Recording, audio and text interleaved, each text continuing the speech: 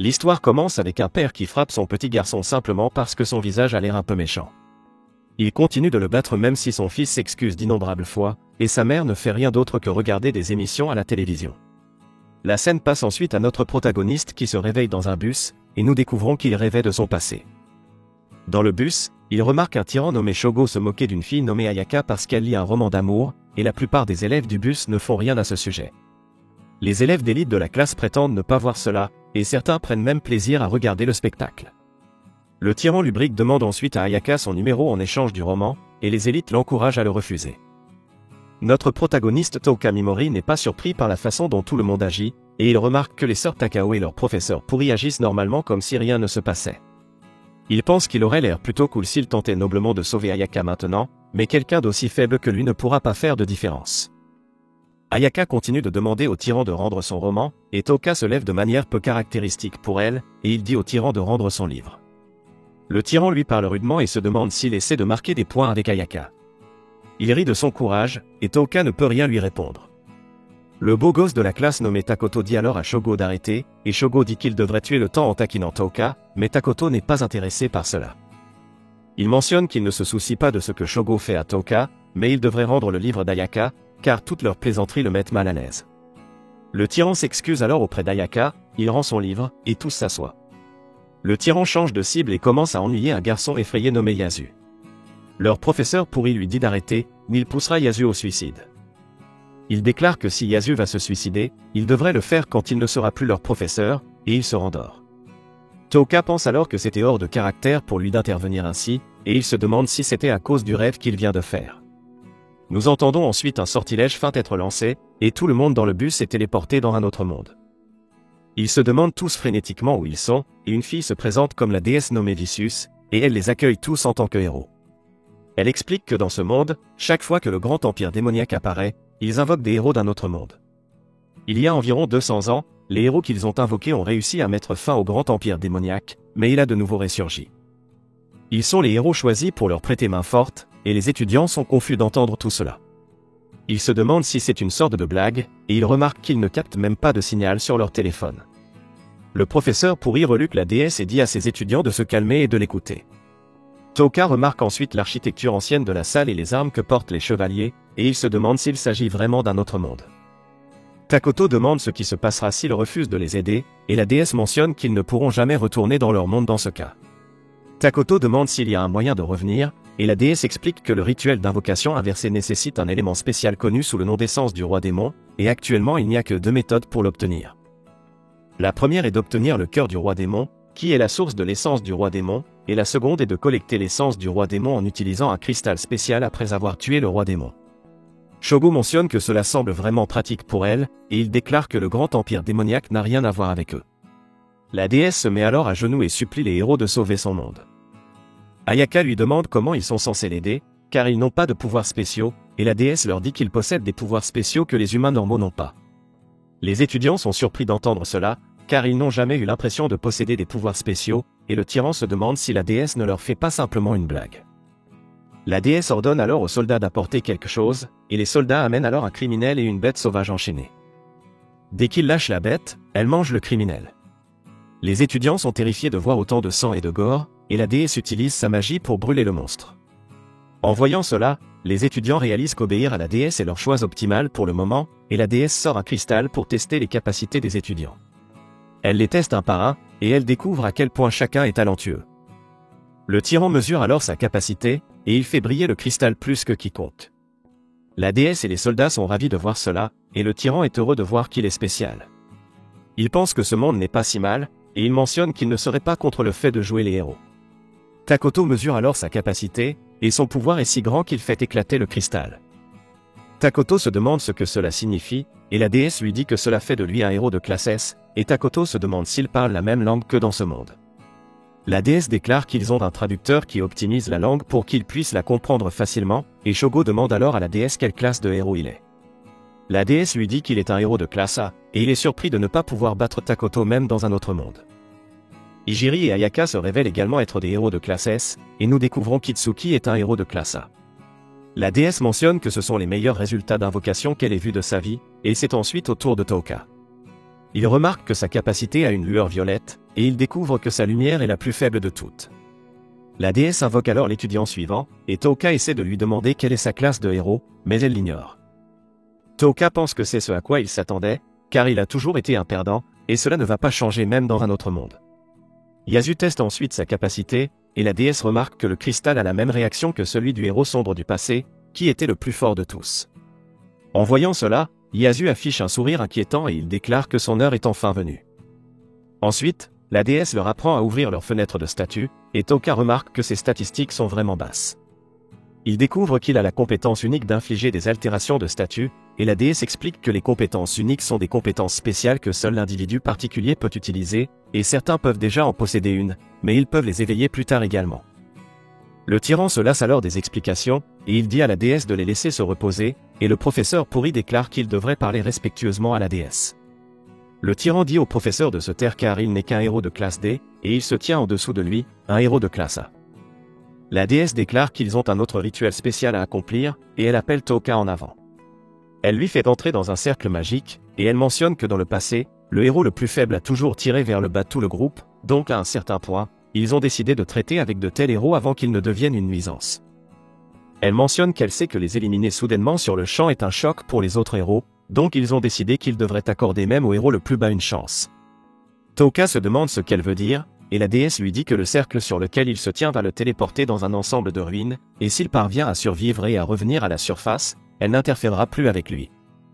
Touka se demande si ces ruines sont dangereuses, et la déesse déclare qu'ils ont envoyé de nombreux criminels dangereux et héros dans ces ruines, et aucun d'eux n'est revenu vivant. Elle lui dit que les ruines s'appellent les ruines de l'élimination, et effrayé pour sa vie, Touka mentionne qu'il a une compétence unique appelée infliger des altérations de statut.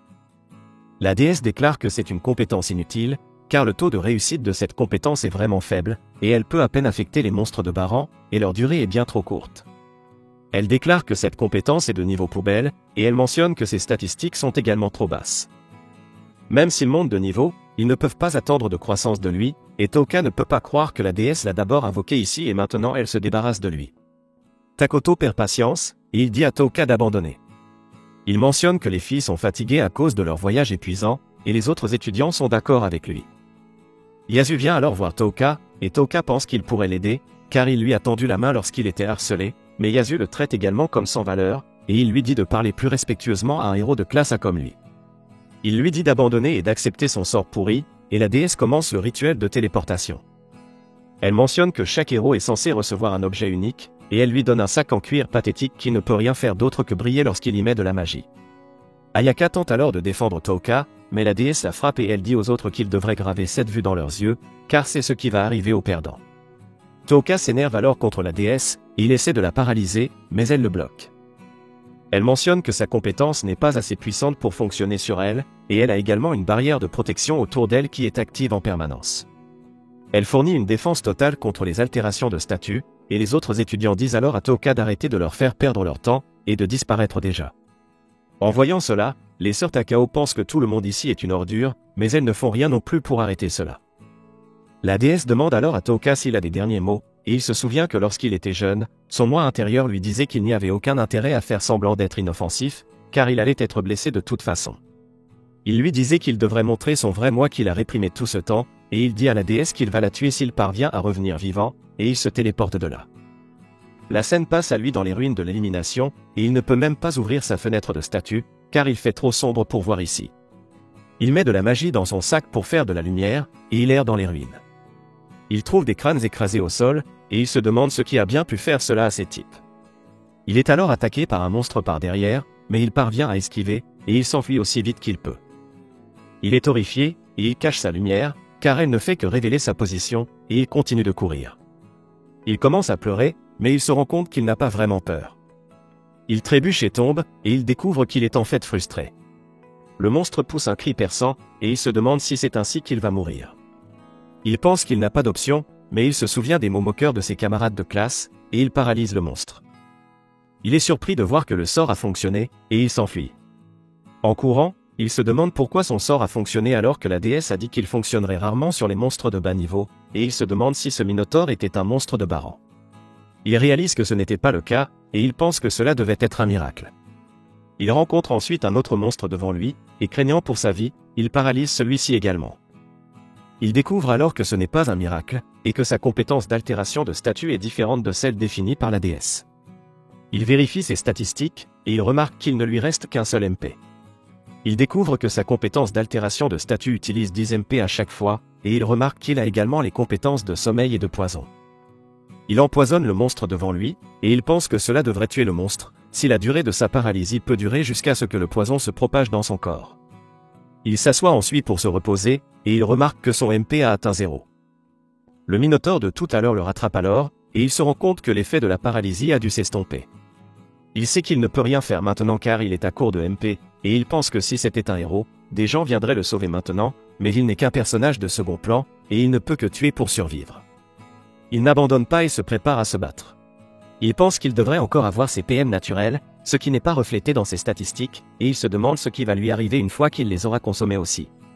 Il sue à grosses gouttes en pensant au pire des scénarios, et il sait qu'il n'y a aucune chance que ses PM durent jusqu'à ce qu'il atteigne la surface. Il arrête alors de penser, et il utilise paralysie sur le monstre devant lui, mais cela ne fonctionne pas, et il découvre qu'il ne peut pas utiliser la même compétence sur une cible de manière répétée. Il endort alors le monstre avec sa compétence sommeil, et il utilise poison pour le tuer. Il pense qu'il doit y avoir d'autres limitations à sa compétence, comme celle qu'il vient de découvrir, et consommer ses PM naturels le rend assez fatigué. Il remarque alors un groupe de monstres se dirigeant vers lui, et il n'aime pas ses chances de survie, mais il ne renonce pas et il rit en se préparant à les combattre tous. Il utilise paralysie sur autant d'entre eux qu'il le peut, et il est presque à court de ses PM naturels aussi. Sa conscience commence à s'estomper, mais il s'accroche d'une manière ou d'une autre, et d'autres monstres continuent à venir après lui. Il pense que cela pourrait être la fin pour lui, mais il continue d'utiliser sa compétence paralysie, car il n'a aucune intention d'abandonner. Peu importe combien de fois il utilise paralysie, le nombre de monstres continue d'augmenter, et il utilise la dernière compétence paralysie qu'il peut gérer avec ses PM inexistants. Juste au moment où il perd tout espoir, il reçoit une notification lui disant qu'il a atteint le niveau 258, et il utilise paralysie pour abattre rapidement les monstres devant lui. Il découvre alors que le monstre qu'il a empoisonné plus tôt vient de mourir, et cela lui a donné une énorme quantité d'expérience. Il est heureux de pouvoir continuer à se battre, et il continue de paralyser tous les monstres à sa vue. Sa compétence paralysie monte alors de niveau, car il l'a utilisée à plusieurs reprises, et il se demande si l'acquisition de nouvelles compétences dépend de leur niveau. Il met cette pensée de côté pour plus tard, car pour le moment, la survie est ce qui compte le plus, et il découvre qu'il peut désormais cibler plusieurs monstres à la fois. Il utilise paralysie sur tous, et il pense que la déesse pourrait être la seule sur laquelle sa compétence paralysie n'a aucun effet. Il agit avec arrogance en pensant que son taux de réussite dans le donjon a été de 100% jusqu'à présent, et il remarque qu'il ne peut pas cibler les monstres à l'arrière, ce qui lui fait réaliser que sa compétence d'infliger des altérations d'état a une portée d'effet. Il découvre qu'il ne peut toujours pas empiler la même compétence sur un seul monstre, et il empoisonne tous les monstres qu'il a paralysés. Cela fait monter de niveau sa compétence poison aussi, et il pense que ces choses ne sont maintenant que des points d'expérience pour lui. Il vérifie alors ses statistiques, et il remarque que toutes ont été multipliées par les niveaux qu'il a gagnés. Ses PM sont les plus élevés de tous, car ses PM de base étaient aussi élevés, et il pense que ses PM sont sa bouée de sauvetage ici, car il ne peut utiliser sa compétence unique que grâce à eux, et s'il manque de PM, il sera fini. Il s'assoit alors pour se reposer, et les monstres qu'il a empoisonnés commencent à mourir un par un. Il continue de gagner des niveaux jusqu'à ce qu'il atteigne le niveau 395, et il endort alors les monstres empoisonnés pour améliorer sa compétence sommeil au deuxième niveau. Après la mort de tous les monstres, son niveau monte à 501, et il pense qu'avec ses statistiques telles qu'elles sont maintenant, il pourrait être capable de sortir vivant de ce donjon. Il essaie alors de tuer les monstres à l'arrière, mais avant qu'il ne puisse le faire, il s'enfuit. Ensuite, il prend une robe et tout ce qu'il peut trouver d'utile sur un cadavre qui traîne, et il pense qu'il devra aussi trouver de la nourriture et de l'eau. Il avance un peu en cherchant de la nourriture et de l'eau, mais il n'en trouve pas, et il se souvient des monstres qu'il vient de tuer en pensant qu'ils étaient similaires aux vaches et aux poulets. Il retourne vers eux, et il essaie de les dépecer, mais il ne peut pas car leur peau est trop dure. Il prend alors l'un de leurs globes oculaires, et il mange l'horrible chose avec hésitation, mais cela a un goût atroce, et il ne peut pas l'avaler. Il n'a plus de force, et il se demande s'il va mourir ainsi, mais il remarque que le joyau sur son sac en cuir est maintenant partiellement violet. Il met sa magie dans le sac pour remettre le joyau à la normale, et il ressent soudain que le sac est devenu plus lourd. Il trouve une bouteille de cola et un paquet de jerky à l'intérieur, et il mange en pensant qu'il a été sauvé. Il ne sait pas si le sac produira encore de la nourriture, et quelques jours passent alors qu'il essaie de sortir du labyrinthe. Quelques jours plus tard, nous le voyons entouré de certains monstres qu'il a paralysés et empoisonnés, et il attend qu'ils meurent.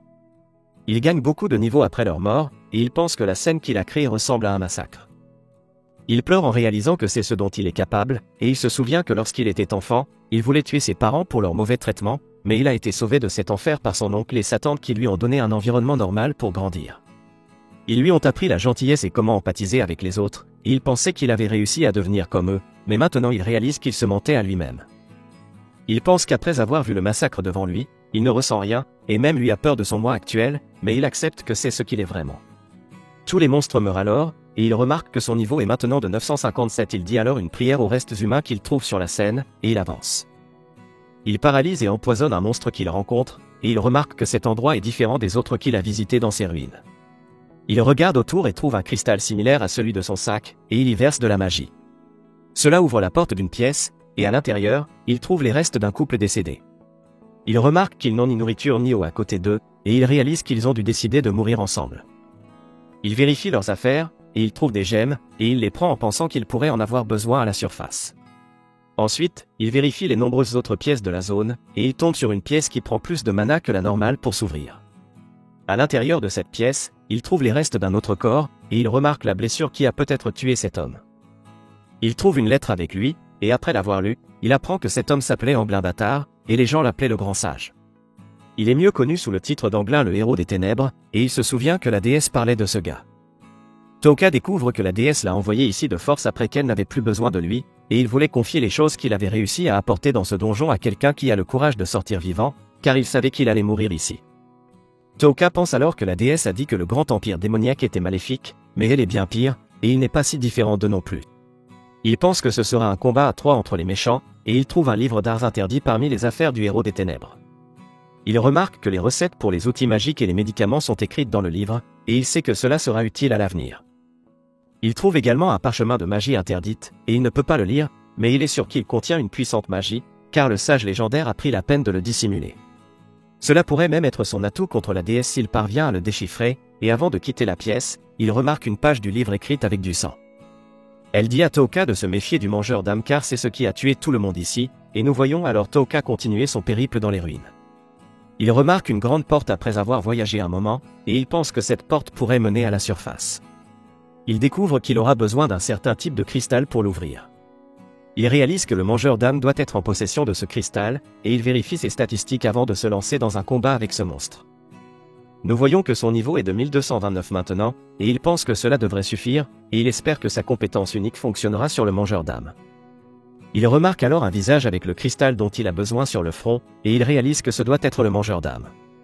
Il essaie d'utiliser paralysie sur le monstre, mais le monstre tire un rayon et blesse sa main, au moment où il remarque qu'il utilise une compétence. Il bande sa main, et il pense que le rayon doit s'activer au moment où quelqu'un a l'intention de l'attaquer. Il découvre que le monstre n'a aucune ouverture, et il se demande ce qu'il peut faire. Il doit prononcer le nom d'une compétence pour l'activer, mais ce monstre ne lui laisse pas assez de temps pour le faire. Il ne peut même pas le cibler de plus loin que cela, car c'est la portée maximale de sa compétence unique, et il se demande s'il doit encore monter de niveau avant de pouvoir affronter cette chose. Il réalise que cela ne fera aucune différence s'il ne peut même pas utiliser sa compétence unique en premier lieu, et le monstre commence alors à bouger. Toka pense que le mangeur d'âmes doit être la raison pour laquelle personne n'a jamais réussi à sortir d'ici vivant, et comme cette chose règne sur les ruines, il pourrait être capable de sortir après l'avoir vaincu. Pendant ce temps, à l'extérieur des ruines, nous voyons une fille courir pour échapper à ses poursuivants, et en se tenant devant les ruines de l'élimination, elle pense qu'elle pourrait peut-être échapper à ses poursuivants en se cachant ici. De retour dans les ruines, le mangeur d'âmes ne tire pas sur Toka même s'il sait où il est, et une matière gluante et grossière sort de sa bouche. La matière gluante se transforme en une sorte de monstre, et Toka réalise que le mangeur d'âmes lui montre les visages des autres humains et les expressions qu'ils avaient avant leur mort. Il s'amuse en voyant comment il réagit à cela, et il pense qu'il a vraiment des goûts ignobles. Le mangeur d'âmes se faufile alors sur Toka en brisant le mur à côté de lui, et Toka paralyse les monstres humanoïdes. Il ne peut pas se résoudre à les empoisonner car ils ont trop l'air humains, et il pense qu'il n'est pas tombé si bas au point de tuer des humains en utilisant sa terrible compétence de poison. Le mangeur d'âmes prend plaisir à le voir en conflit, et il crée encore plus de monstres humanoïdes. Toka leur demande de rester en arrière et de ne pas s'approcher de lui, et il pleure en pensant qu'il ne veut pas perdre son humanité.